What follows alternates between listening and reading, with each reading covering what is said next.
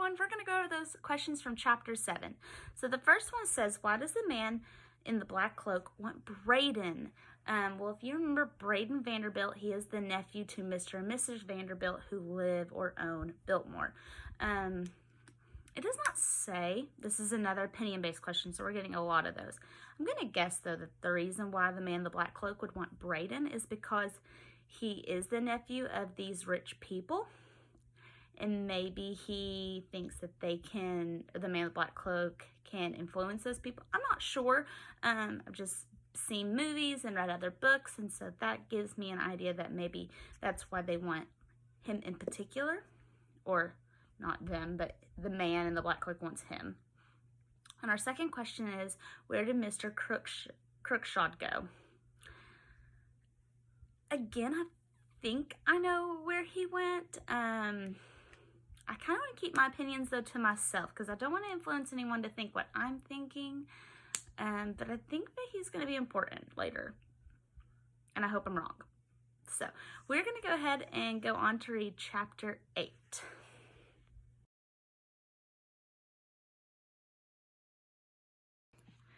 All right, we are going to be starting chapter 8, but we are going to backtrack just one sentence in chapter 7.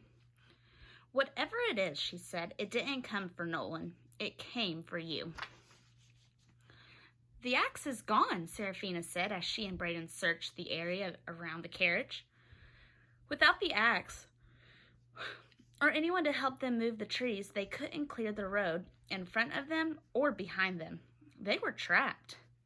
We can ride the horses, Braden suggested, but the trees grew so closely together in this part of the forest that the horses couldn't pass between them, which was almost a relief to Serafina because she couldn't imagine crawling her way up onto the back of one of those stompers and expecting it not to kill her. We can walk, she said. 11 miles is a long way to walk in these woods, he said, especially at night. He kept looking around, obviously frustrated, and she was, too, but there was something that she liked about the fact that they were in this together. He was thinking of her as an ally. She had never spent much time with other people, but she was beginning to see why people liked it. Although she was pretty sure that not everyone was as clever and kind as Braden Vanderbilt. If we stay here, we can use the carriage for shelter, he said. My uncle sent a rider ahead to tell the Vances that I was on my way. When I don't arrive, they'll come looking for me. I'm sure of it. I think we should wait for help. She didn't want to agree. She wanted to keep moving, but she knew that he was probably right. She kept hearing the words that he had said to the horses. We're in this together. We're going to be all right. The words felt strangely reassuring to her as well. She watched as Braden unharnessed the horses for the night. The horses couldn't go far because of the fallen trees blocking the road, but at least they could move around. He gave them hay and water from the supplies that Nolan had stowed in the back of the carriage. Prior to this, she had only seen horses from a distance, and they had always seemed like terribly wild and unpredictable beasts. But as she watched Braden working with them, talking to them, and caring for them, they seemed to be such good-hearted creatures, far more intelligent than she realized. Horses usually sleep standing up, Braden said, and they always take shifts so that at least one of them is awake and alert for danger. If they sense something, they'll raise the alarm. You just have to know the signals. Excellent. We have watch horses, she said with a smile. Trying to cheer him up, Braden smiled in return, but she could see that he was still very frightened by what had happened, and she was too. But the gust of wind passed through the trees. She reflectively spun around, fearing that the flying specter had returned. What do you see? Braden asked. Nothing, she said, just the wind. The night's cold had settled onto the forest, and with the moonlight that had filtered down through the trees, they could see their breath. When a screech owl gave an eerie trill in the distance, it startled Braden. But the sound of the bird calmed Serafina. She had lived all of her life hearing those sorts of sounds on her nightly prowls of Biltmore's ground. "Just a now?" Braden said as he exhaled. "Just a now," she agreed. As they climbed into the carriage, Braden held the door open for her and helped her up the little steps, touching her back with his hand. It was as if they were entering a grand ballroom for a holiday dance. As the young gentleman, it was a natural gesture for him, probably just a habit, but it was a sensation that she had never felt before. For a moment, that gentle touch of Braden's hand against her back was all she could feel or think about. It was the first time in her life that anyone other than her pa had touched her in a kind and gentle way. She tried hard to tell herself that Braden's touch probably meant a lot more to her than it did to him. He probably wasn't even aware that he touched her. She knew that he had danced and dined with many fancy-dressed girls. It was probably silly for her to think that he wanted to be friends with a girl who wore a shirt for a dress and couldn't ride a horse. "Come on," Braden said quietly to Gideon, and the dog hopped into the carriage with him. Braden shut and locked the wooden door and shook it a few times to make sure that it was secure. Gideon circled twice, then he took his position on the floor, guarding the door.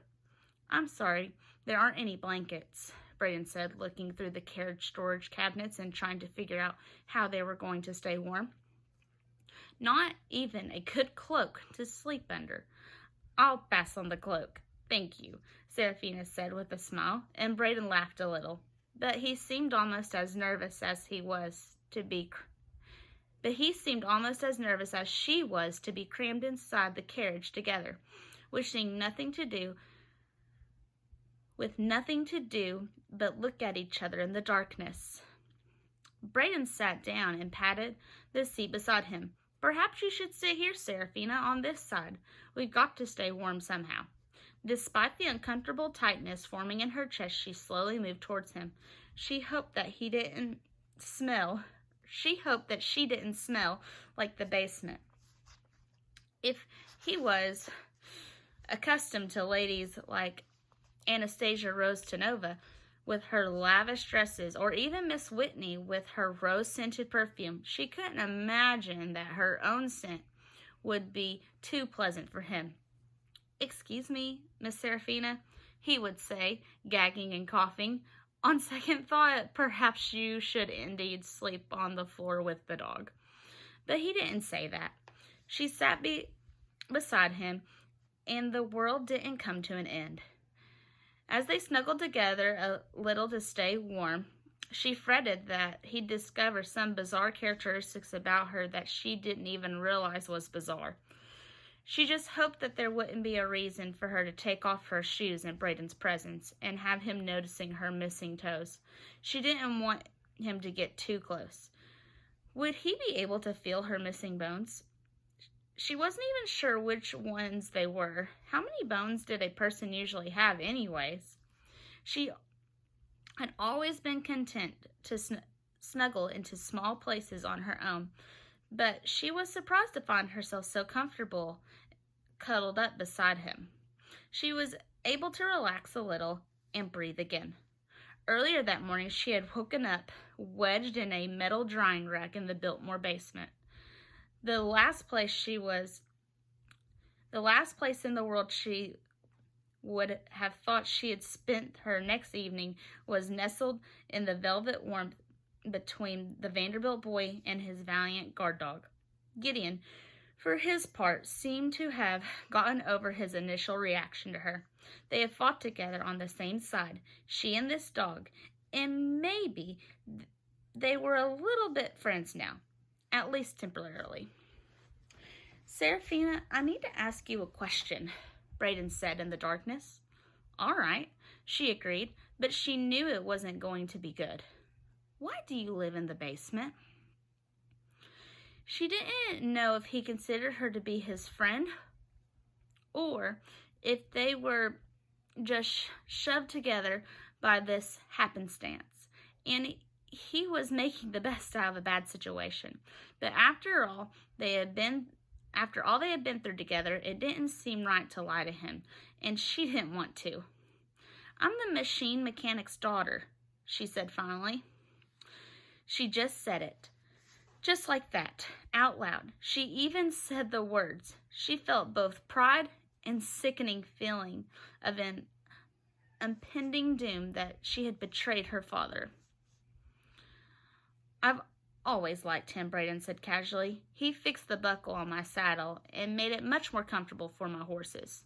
"He likes you too," she said, although she remembered that her pa had spoken more about the buckle than the boy that day. "So, have you been down there in the basement all this time?" Braden asked in amazement. "I'm good at staying out of the way," she said simply. She wanted to tell him that she was the chief rat catcher, but she held her tongue, not sure how he would react to the thought of her grabbing rats. He might want to know when she had last washed her hands. She suddenly doubted if he even cared what she did. All sorts of rich and famous people and their children came to Biltmore, so why would Braden care what she did all night? "So you were there in the basement when you saw the man in the black cloak for the first time?" he said. "Who do you think it is?" "I don't know," she said. "I don't even know if he's human or a haint." "What's a haint?" Braden asked as his eyebrows raised. "A shade, a haunt, a ghost. The man in the black cloak may be some sort of wraith."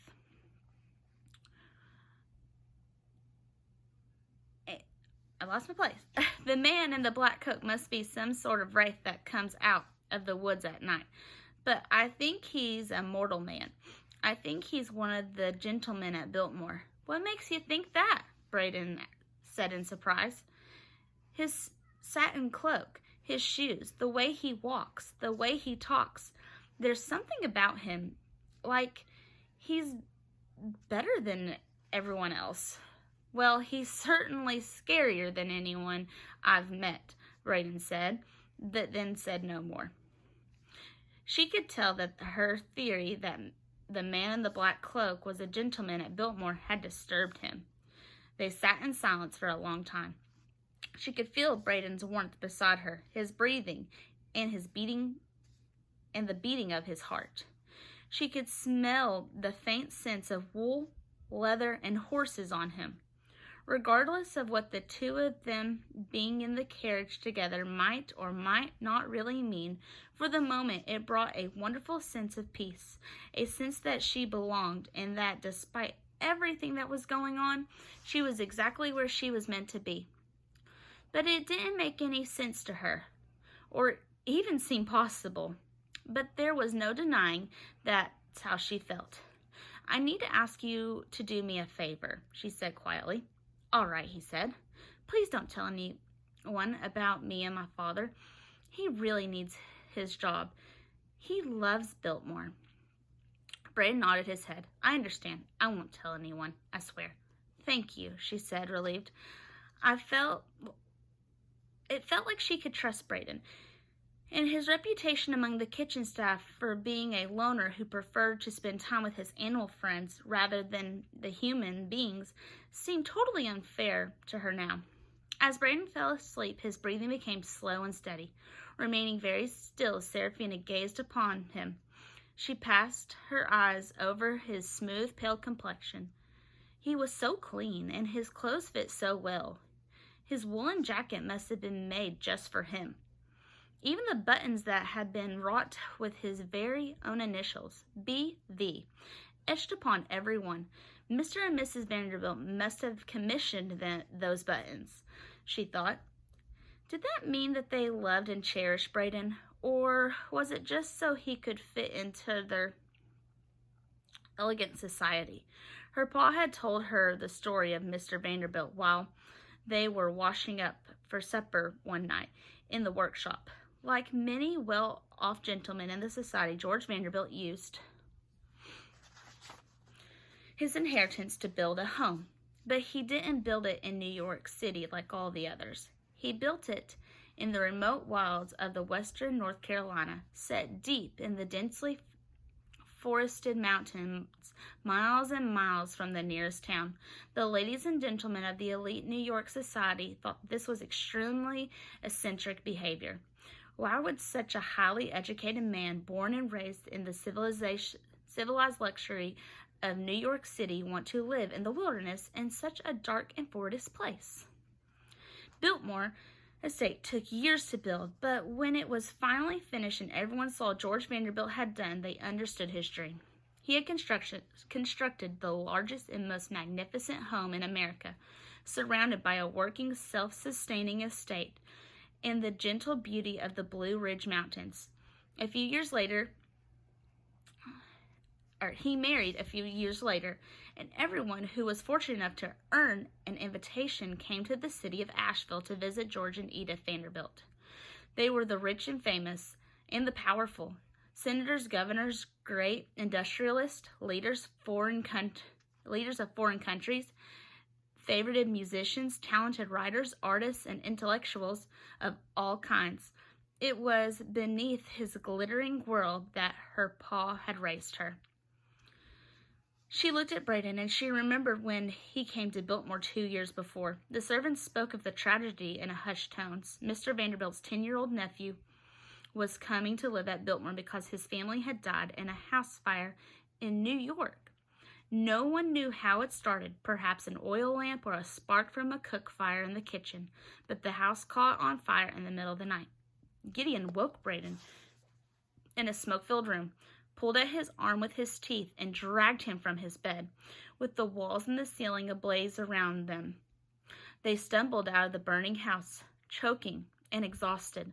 They barely escaped their lives. Gideon had saved him. It was only then that Braden discovered that his mother, father, brothers, and sisters were all dead. His entire family had been consumed by the fire.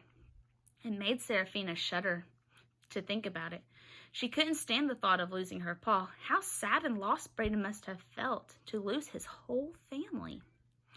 She had heard the servants talk about how hundreds of ladies and gentlemen, servants, and folk of every ilk had came out for the funeral. 4 black horses pulled the black carriage stacked with 8 coffins as the little boy walked alongside holding his uncle's hand. She remembered watching the boy the day that he arrived at Biltmore and wondering about him. The servants said that he had came with no luggage, no belongings whatsoever other than the 4 black horses with his uncle agreed to ship by train from New York. Moving closer to Braden, she remembered what he had said to her earlier that night. These horses and I have been friends for a long time. From that day forward, she kept a lookout for the boy. She often saw him walking the grounds in the morning. He spent long periods of time watching birds in the trees. He fished for trout in the streams. But, much to the consternation of the cook, he had always released whatever he caught. When she watched him over in the house, he didn't seem comfortable around boys and girls his own age, or most of the adults either. He loved his dog and his horses, but that was all. Those seemed to be his only friends. She remembered overhearing his aunt speaking to the guest once. "He's just going through a phase," Miss Vanderbilt had said, trying to explain why he was so quiet at the dining tables and so shy at parties. "He'll snap out of it." But Serafina had a feeling that he never did. His aunt and uncle lived in the world of extravagant parties, but from a distance, Braden seemed to find more accomplishment in riding a horse, repairing the wing of a wounded hawk, other than dancing with the girls at the resplendent proms. She remembered prowling along outside the windows of the Winter Gardens when it was all lit up for a ball one summer's eve. She watched the girls in their lovely gowns sashaying this way and that, dancing with the boys and drinking sparkling punch from the giant fountain in the center of the room. She had always wanted to be one of those girls in the fancy dresses and shining shoes. She remembered listening to the orchestra play and the people talking and laughing. Crouched down in the shadows beneath the window, she would look over and see the silent gaze of the stone lions guarding the front doors of the house. She didn't know how Braden felt about her, but there was one thing for sure. She was different. Different from any girl he had ever seen before. She had no idea whether that fixed her as a friend or an enemy, but it was something. It was in the middle of the night now, and she knew that she should sleep. But she wasn't tired. The day hadn't left her exhausted. It had exhilarated her. Suddenly, the entire world was different than it had been from the day before. She had never felt so alive in her life. There were so many questions, so many mysteries to solve. She kept praying that somehow, some way, despite everything she had seen, Clara, Nolan, and Anastasia were still alive, and she could save them. She wanted to go outside and hunt through the woods in search of clues about the man in the black cloak. But she decided to stay where she was, content to remain curled up beside Braden. After a while, it began to rain, a heavy rain, and she listened to the sound of it on the leaves of the trees and the roof of the carriage, and she thought it was a perfect sound. Her eyes and ears open, she vowed that the man in the black cloak, if the man in the black cloak came again that night, she'd be ready. And that is the end of Chapter 8. Thank you for listening.